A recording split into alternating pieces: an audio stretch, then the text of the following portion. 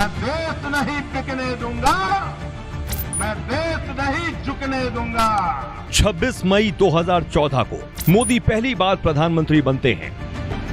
15 मार्च 2015 को प्रशांत किशोर बीजेपी से अलग हो जाते हैं। प्रशांत किशोर, जिन्हें मीडिया ने कई नाम दिए हैं, कोई उन्हें भारतीय राजनीति का ग्लेडिएटर कहता है तो कोई इंडियन पॉलिटिक्स का मैजिशियन। प्रशांत किशोर की मैथ में गजब की दिलचस्पी है। शायद इसीलिए आज भी उनका मैथ उतना ही कारगर है जितना पढ़ाई के दिनों में हुआ करता था। अंकों के जोड़तोड़ से भारतीय राजनीति में उथल-पुथल मचा देने वाले प्रशांत किशोर की कहानी भी बड़ी दिलचस्प है। चुनावी रणनीतिकार से अलग भी एक प्रशांत किशोर है जिसे बहुत कम लोग जानते हैं। तो चलिए आज आपको उस पीके की कहानी सुनाते हैं। बिहार के सासाराम के कोनार के रहने वाले प्रशांत किशोर की शुरुआती पढ़ाई सरकारी स्कूल से हुई है। पिता डॉक्टर थे।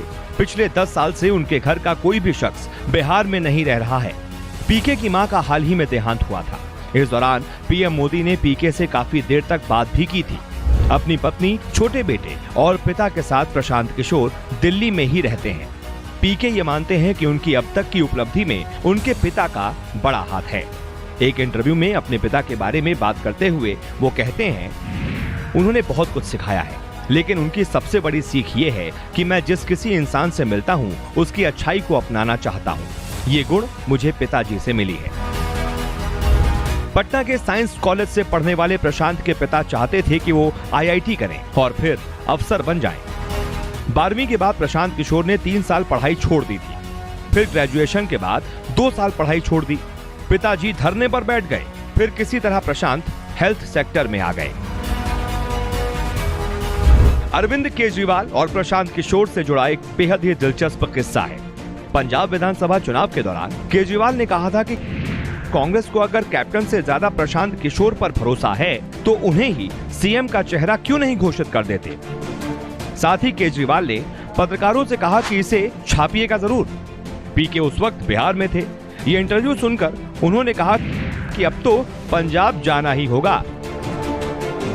प्रशांत किशोर ने हाल ही में ये ऐलान किया था कि अब वो चुनावी रणनीति का काम छोड़ रहे हैं। मैं आईपैक नहीं चलाता हूँ। मेरा आईपैक से एसोसिएशन है। IPAC is not owned by me. जो लड़के चलाते हैं, अगर उनको जरूरत होती है मैं जरूर उससे जुड़ा हुआ हूँ, उससे इनकार नहीं है, लेकिन आईपैक चलाता मैंने। किसी दूसरे दल के लिए वो काम क्यों नहीं करेंगे, इसकी भी एक कहानी है। पीके 2017 में कैप्टन के लिए कैंपेन कर रहे थे। उस दौरान उन्होंने पंजाब की जनता से 9 नुक्ते किए थे। मतलब पार्टी सत्ता में आती है तो जनता से किए अपने 9 वादे निभाएगी। इनमें से एक वादा था संविदा कर्मियों को नौकरी देने का। कैप्टन के सत्ता में आए हुए तब 1 साल हो गया, लेकिन ये वादा पूरा नहीं हुआ। संविदा कर्मी धरने पर बैठ गए। उन लोगों ने एक पोस्टर छपवाया जिस पर लिखा था, जो हमारी मुलाकात मुख्यमंत्री से करवाएगा उसे 1 लाख रुपए इनाम देंगे। विपक्ष के नेता अमन अरोड़ा ने ट्वीट कर कहा कि प्रशांत किशोर को बुलाओ, उसी ने वादा किया था। अमन अरोड़ा ने पीके को फ्रॉड भी कहा था। पीके ने वो ट्वीट राहुल गांधी को भेजा और कहा, सरकार आपकी, सीएम आपका, वादा आपने किया और जनता हमें फ्रॉड कह रही है। 2011 में गुजरात के तत्कालीन मुख्यमंत्री नरेंद्र मोदी का फोन आता है। दरअसल उस वक्त प्रशांत किशोर ने माल न्यूट्रिशन पर एक आर्टिकल लिखा था जिसमें उन्होंने गुजरात की आलोचना की थी। धीरे धीरे काम करते हुए पीके मोदी के काफी नजदीक हो गए। उनकी स्पीच से लेकर उनकी चुनावी रणनीति का सारा जिम्मा पीके के हाथों में आ गया। मोदी सरकार की पॉलिटिकल ब्रांडिंग करते हुए पहली बार 2012 के गुजरात विधानसभा चुनावों में प्रशांत किशोर ने खुद को साबित कर दिया और यहीं से 2014 की तैयारी शुरू कर दी। अब की बार मोदी सरकार का नारा प्रशांत के ही दिमाग की उपज है।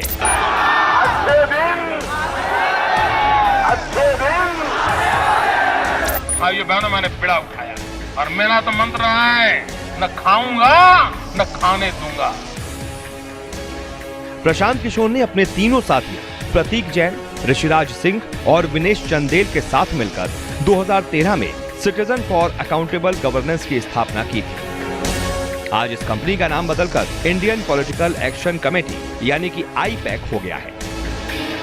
आईपैक ने सबसे पहले 2014 में बीजेपी में नरेंद्र मोदी के लिए पूरा पॉलिटिकल कैंपेन संभाला था, जिसमें राजनीतिक रणनीति, तकनीक और सोशल मीडिया का भरपूर इस्तेमाल किया गया था। भारत में ये इस तरह का पहला प्रयोग था। 2014 में मोदी देश के प्रधानमंत्री बने और पीके का नाम एक बड़े राजनीतिक रणनीतिकार के तौर पर उभरा। नरेंद्र मोदी जब गुजरात के मुख्यमंत्री थे तो सोशल मीडिया से दूरी बनाए हुए थे। पीके के कहने पर ही मोदी सोशल मीडिया फ्रेंडली हो गए। कभी मोदी के सबसे करीबी सलाहकार रहे पीके मोदी के इतने नजदीक पहुंचने के सवाल पर कहते हैं, मुझे नहीं पता कि मोदी जी ने मुझ में क्या देखा, लेकिन कोई आदमी सिर्फ एक आर्टिकल और आपके बनाए हुए डेटा देखकर आपको अपने साथ नहीं कर सकता।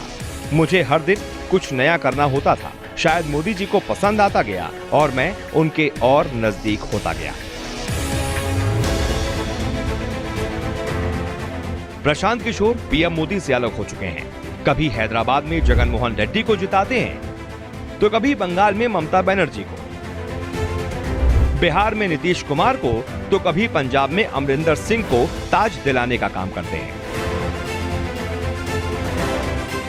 हर कोई ये जानना चाहता है कि पीके आखिर पीएम मोदी से अलग क्यों हुए। इसका जवाब देते हुए पीके कहते हैं, मीडिया में कई तरह की चर्चाएं होती हैं कि अमित शाह से मतभेद था, पीके इसलिए अलग हो गया। सभी अपनी अपनी तरह से कहानियां बनाते हैं, लेकिन ये सारी बातें अफवाह हैं।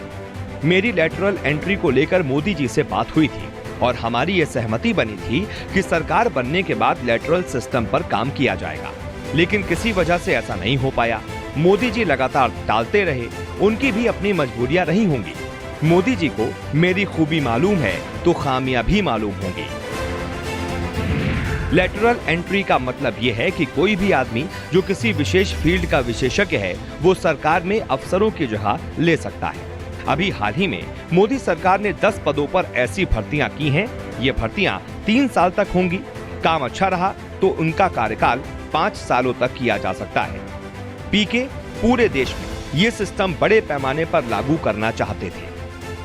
इसका सीधा मतलब ये समझिए कि सरकार के समानांतर एक ऐसी संस्था होगी जो बिल्कुल सरकार जैसा ही काम करती हो। प्रशांत किशोर का मानना है कि देश में जो भी क्रांतिकारी फैसले लिए गए वो किसी सरकारी अफसर ने नहीं बल्कि उस फील्ड के विशेषज्ञों ने लिए हैं। चाहे वो वर्गीस कुरियन हो, विक्रम साराभाई हो, स्वामीनाथन हो या फिर अब्दुल कलाम। इनमें से कोई भी व्यक्ति सिविल सर्वेंट नहीं था, लेकिन इन्होंने देश में क्रांति ला दी थी। बीजेपी से अलग हुए प्रशांत किशोर का नीतीश कुमार के साथ जुड़ने का किस्सा भी बहुत कम लोगों को मालूम है। प्रशांत किशोर जिस लेटरल एंट्री के मुद्दे पर मोदी से अलग हुए, नीतीश कुमार ने पीके की वो बात मान ली। नीतीश ने बिहार विकास मिशन का गठन किया और प्रशांत किशोर को इसमें शामिल किया, लेकिन पीके जिस व्यापक स्तर पर काम करना चाहते थे वैसा नहीं कर पाए। पीके का नीतीश के साथ जुड़ने का एक कारण ये भी था कि उन्हें पार्टी में नंबर 2 का पद दिया गया। किसी दूसरी पार्टी में यह असंभव था, खासकर बीजेपी और कांग्रेस में। साथ ही प्रशांत की तरह नीतीश भी ये दिखा चुके हैं कि मौका पड़ने पर कांग्रेस और बीजेपी दोनों के साथ काम करने में उन्हें कोई गुरेज नहीं होगा। नीतीश कुमार के व्यक्तित्व का ये पहलू भी पीके को नीतीश के करीब ले आया। नीतीश जी से जो मेरा संबंध अभी तक रहा है वो विशुद्ध राजनीतिक संबंध नहीं रहा है। 2014 नवंबर में दिल्ली में पहली बार मैं और नीतीश जी मिले थे। उसके बाद से नीतीश जी ने जिस तरह से मुझे अपने साथ रखा है वो किसी बेटे के जैसे ही रखा है और उतने स्नेह से मुझे रखा है। नीतीश कुमार और प्रशांत किशोर दोनों ऐसे शख्स हैं जिन्हें किसी प्रतिबद्धता में बंधना पसंद नहीं है। खुद पीके नीतीश से अलग होने पर कहते हैं, नीतीश कुमार से मेरे मतभेद 2 कारण से हैं। पहला मतभेद विचारधारा को लेकर था। नीतीश कुमार उन लोगों के साथ हैं जो गोडसे की विचारधारा को मानते हैं। गांधी गोडसे साथ नहीं चल सकते हैं। दूसरा कारण जेडीयू का बीजेपी का पिछलग्गू बनना है। सत्ता के लिए नीतीश जी हर समझौता कर लेते हैं। जानकार कहते हैं कि जेडीयू का एक तबका भी पार्टी में प्रशांत किशोर के बढ़ते दखल से परेशान था। प्रशांत किशोर नहीं चाहते थे कि नीतीश कुमार दोबारा बीजेपी के साथ मिलकर सरकार बनाएं। दोनों के बीच यहीं से दूरियां बढ़ती गईं। सुन लिया कि लालू जी के राज में चिकित्सा व्यवस्था नहीं थी, आपने शुरू कर दी, लेकिन वो चिकित्सा व्यवस्था ऐसी नहीं हुई है कि हम लोग को दिल्ली ना जाना पड़े। उस चिकित्सा व्यवस्था के रहते हुए चमकी बुखार से 150 लोग मर जाते हैं, आपको पता ही नहीं चलता है। पटना 4 दिन बाढ़ की पानी में डूबा रहा, आपको पता ही नहीं है। कितने दिन तक ये बात कहते रहिएगा कि लालू जी के टाइम में 6 बजे पटना बंद हो जाता था, आज 10 बजे तक पटना खुला रहता है। ऐसा नहीं है कि प्रशांत किशोर राजनीति के सिकंदर बन गए हों और जिस चीज को छू देते हो वो सोना ही बन जाती हो। उन्हें भी कई असफलताओं का सामना करना पड़ा, चाहे वो असम का विधानसभा चुनाव हो या उत्तर प्रदेश का।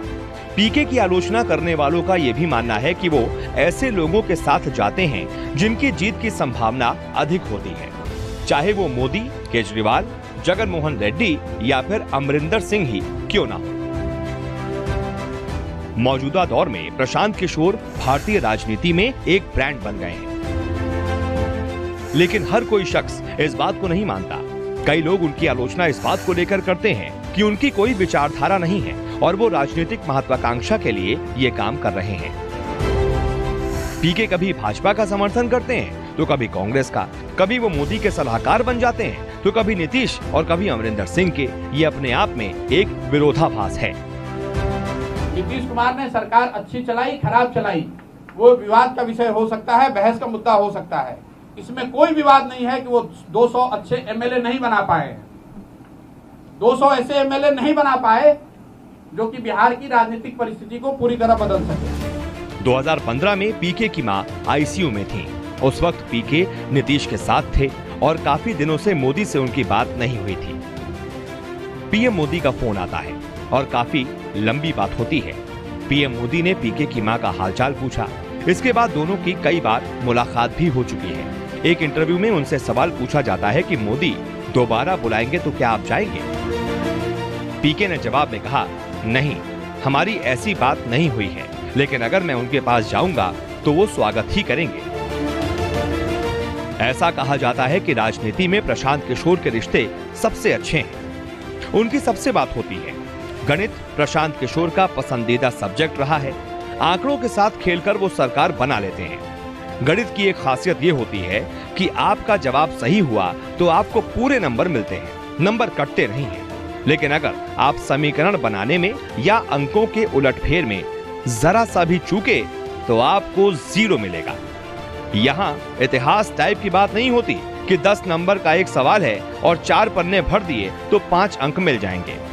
प्रशांत किशोर का सारा मेथड गणित के अनुसार ही काम करता है।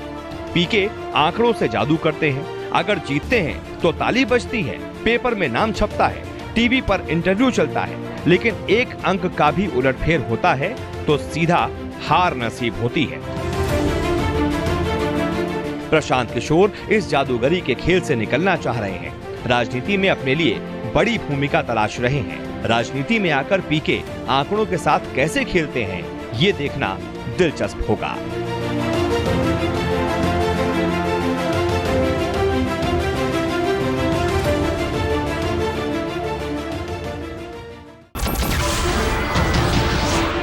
नमस्कार, मैं हूं मानक गुप्ता।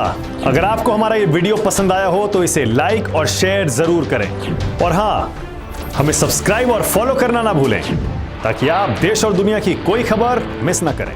तो जुड़े रहिए हमारे साथ और देखते रहिए न्यूज़ 24।